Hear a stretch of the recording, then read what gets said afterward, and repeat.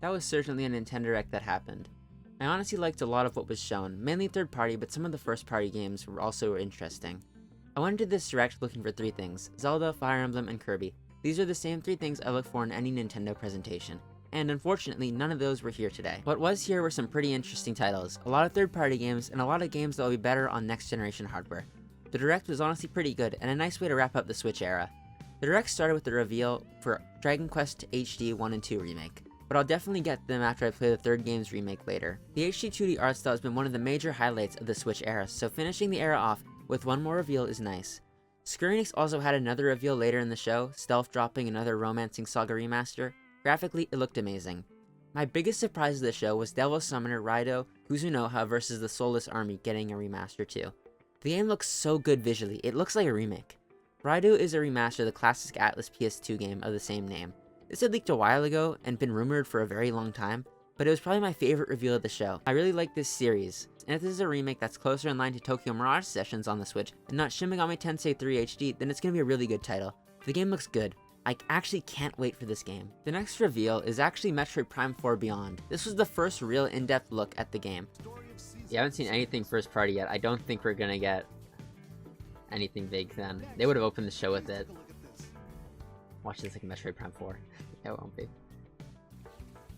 It is Metroid Prime 4. That's gotta be Metroid Prime 4. Oh my god! This looks beautiful. I mean, it looks amazing. That's the new design. Oh my god, I can't wait. The music sounds so fucking good. Sorry, restoring. Whoa. I mean, it looks breathtakingly stunning, graphically and gameplay-wise. It's got the same Metroid Prime gameplay that made the series so enjoyable. It still has lock-on aiming, for example. There's new powers that Samus can use where she can basically control things with her mind, and once again, the game just looks really fun. Retro Studios hasn't made any games aside from a remaster and a port, but if this is what they spent the whole generation working on, I think it was honestly worth it. Sure, this was announced at the launch event for the Switch, and yes, it will be coming out at the end of the console's life cycle, but if this is the quality of the finished product and it actually looks this good, I think it was well worth it. The only downside of seeing this here was there was no reveal for Metroid Prime 2 or 3 remaster ports, HD, or anything. And the fact that we still haven't seen it makes it kind of likely that it won't happen. The next big game was Pokemon Legends ZA. I really like Legends Arceus, so I've been excited for Legends ZA for a long time. I also really liked Pokemon Scarlet and Violet. Those games had a lot of flaws, but they were really fun in my opinion. They were super addictive in the same way that I think Legends Arceus was also pretty addictive. I liked the showing of Pokemon Legends ZA at the Pokemon Presents a couple weeks back, but the game did look rough there, and it still looks rough today. But it looks a lot better in a lot of ways. One thing that has always looked good from the trailers was the Pokemon models, and they continue to shine. These are the shiniest and the best looking Pokemon models in a really long time, and you can tell that they took a lot of the criticism from Scarlet and Violet's models and really refined them so they would look a lot better here. They have a sleek look to them. This trailer also had updates on story details, which I'm really excited for. I love the story in Pokemon games, even if they're not amazing.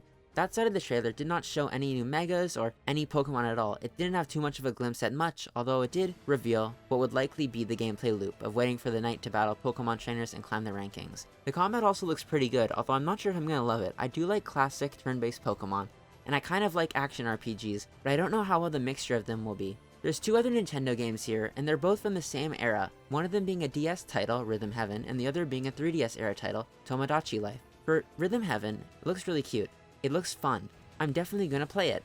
I don't know if it'll be worth whatever price Nintendo puts on it, but I'll most likely get it. I had Rhythm Heaven on the DS, and I loved what I played on it back then. I never got Tomodachi Life though. Tomodachi Life was a 3DS era game from Nintendo that was very similar to Animal Crossing, but it used Mii characters. Both of these games come out in 2026, which is pretty far away, and they looked extremely polished already, like they could have been out this year. In a year that hasn't had a lot of Nintendo games, I think these 2 could have been out sometime. Instead, they're going to be dropped on a console 1 year into the life cycle of the next generation. Still, both games look really good. The Mii's and Tomodachi Life look incredible. These might be the highest quality these designs have looked, even better than Miitopia. Rhythm Heaven also looks fun, which is expected of a rhythm game that is mainly focused on being fun. I can't wait for both of these releases. I'm probably going to pick them up day 1, mainly to continue my Nintendo Switch collection, which is almost complete, but also because I think they look good. After, there was 2 big PlayStation games, So Sony has put a few games on the Switch over time, but a couple months back they released one PS Vita game on the system, and now they're back with a remaster of 2, a sequel to one of the big series from the platform. Patapon and Ratapon are both getting remastered for the Switch, and also PlayStation. And Everybody's Golf is getting a new title for the first time in a really long time. Sony has put games on other platforms such as PC, but those have been mainly PlayStation 4 and 5 exclusives, but it's cool to see them put games on the Nintendo Switch, even if they're mainly older or spin-off series from big titles. Nintendo also had this new feature called virtual game cards, which are basically changing the way that you actually download your games. Similar to how on Steam you can lend a game to a family member, you can finally send Switch games out to anyone who you are friendly with. If you buy them digitally, you can lend them out, and they're lent out for 14 days. During the time they're lent out, you can't play them, it seems. The people can play it, who you lend it out to, and do all sorts of things. It also makes it easier to transfer games from Switch to Switch. If you have 2 Switches, you can transfer one version from one and one version to the other. So if you have a Switch Lite when you travel and a Switch OLED at home, you can most likely transfer the games that way and have an easier time playing them on either platform. Is this Nintendo's way of doing a pretty basic feature? Should this have happened a long time ago? Is it that big of a deal? The answer to all is probably yes, but this is Nintendo most likely doing things to make sure the Switch 2 is feature complete at launch by backporting Switch era features to it. I don't buy games digitally, I like owning them physically, but anything that makes a Switch have an easier quality of life, even 8 years later, is worthwhile to update. The final reveal of this show was probably my favorite. It's this new app called Nintendo Today. It's basically like a news app, but for Nintendo. So instead of going on Nintendo Life or IGN to look at news recaps for what Nintendo did today, you can check this app, and not only does it have news, though, and updates on Nintendo titles, it also has a few comics they showed for Pikmin, for example, and maybe some more. What I liked the most about this reveal was seeing Miyamoto again. I don't know why, there's just something really nice about seeing him. It was really sweet. When he mimicked the pose Iwata used to do where he put his hands next to his head and looks directly into the camera. The app is available later today. It was one of many shadow drops, and for me, it was probably my favorite one. Overall, this was a decent Nintendo Direct. It had a lot of cozy games, a lot of RPGs, a couple collections and remasters, and a few interesting ports and visual novels, alongside some interesting IP revivals and older games. I guess the question is, was it worth doing a Nintendo Direct so close to the reveal of the next? The answer is probably yes. Sure, it didn't have Zelda, Kirby, or Fire Emblem games that I might have been more interested in, but that doesn't matter to me. I think it was a nice little event to cap out the Switch generation, and it was mainly Nintendo's victory lap. Other studios wouldn't be able to show off these titles no matter who the developers were. It's what sets Nintendo apart. No other developer could make a rhythm game like Rhythm Heaven and be applauded for it. It's part of why I love the Switch generation so much. These are some of the greatest games of all time, and they're niche and great though. It's a big part of the reason why there's so much software for everyone. I'm not a rhythm game fan, but I like rhythm games on the system. I wasn't into RPGs that much before, and now it's mainly what I make videos on for my channel, and it's also mainly what I play.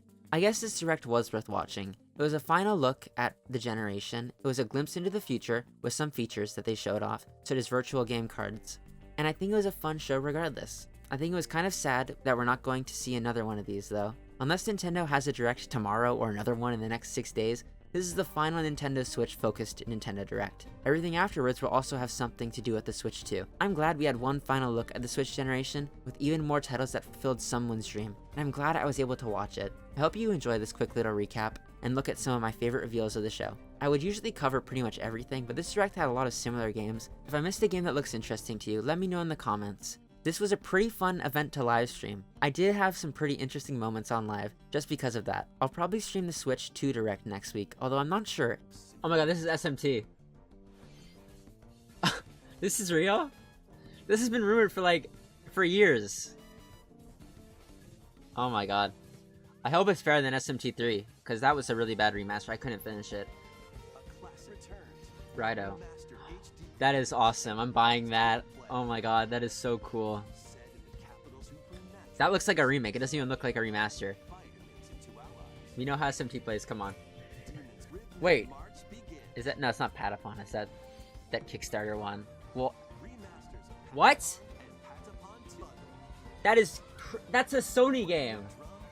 Thanks so much for watching this quick little look at the Nintendo Direct. Check out the videos on screen now, leave a subscription to my channel or a like, and if you want to see more, check out my Xenoblade video from earlier in the week if you haven't. Thanks again.